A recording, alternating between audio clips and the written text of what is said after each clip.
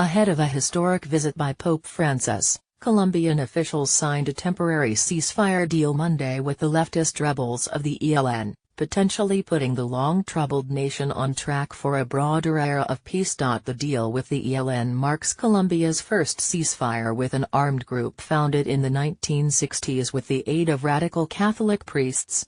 It comes on the heels of a peace accord reached last year with what was Colombia's largest armed guerrilla group, the Revolutionary Armed Forces of Colombia, or FARC. The ELN, or the National Liberation Army, had long been Colombia's second-largest guerrilla movement, engaging in extortion, kidnappings and attacks on civilians and oil pipelines. Under the 102-day ceasefire signed in Quito, Ecuador, after months of talks and set to start October 1, the ELN has pledged to stop those activities. In return, jailed ELN fighters would receive improved conditions and the government would increase security for leftist community leaders, dozens of whom have been killed in recent months. Colombian President Juan Manuel Santos announced the deal Monday morning, suggesting that the ceasefire had come together in part to honor the visit of Francis, the first Latin American pope.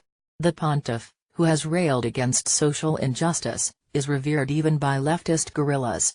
The Pope will arrive at a unique moment in our history, when we are turning the page of an absurd conflict and we are looking toward the future, Santos said in announcing the ceasefire. Since rising to the papacy, Francis has presided over a surge in diplomatic efforts by his church in Latin America. Under the direction of the former Cardinal of Buenos Aires, the Vatican helped broker a thaw in relations between Cuba and the United States in 2015, and has sought to bring the government and the opposition together in Venezuela. Francisco Deru, a priest from Francis's Order of the Jesuits, has played a key role in negotiations between the ELN and the Colombian government.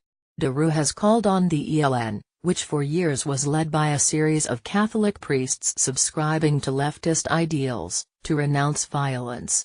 Kidnapping doesn't destroy capitalism, nor does it destroy imperialism. It destroys the kidnapper and the kidnapped, Deru has said.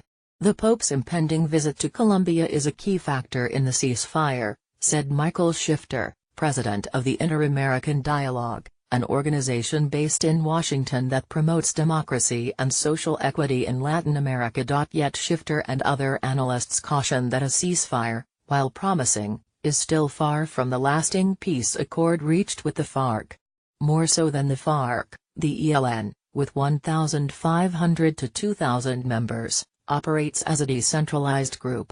It remains unclear the extent to which its leadership can control its rank and file. Last week, the group announced that it had killed a Russian hostage, allegedly as he tried to escape. It will be a test of trust on both sides, and a real big test of whether the ELN can have its orders complied with by all in the organization, said Adam Isaacson, a Colombia expert at the Washington office on Latin America. Wesley Tomaselli in Bogotá contributed to this report. Read more.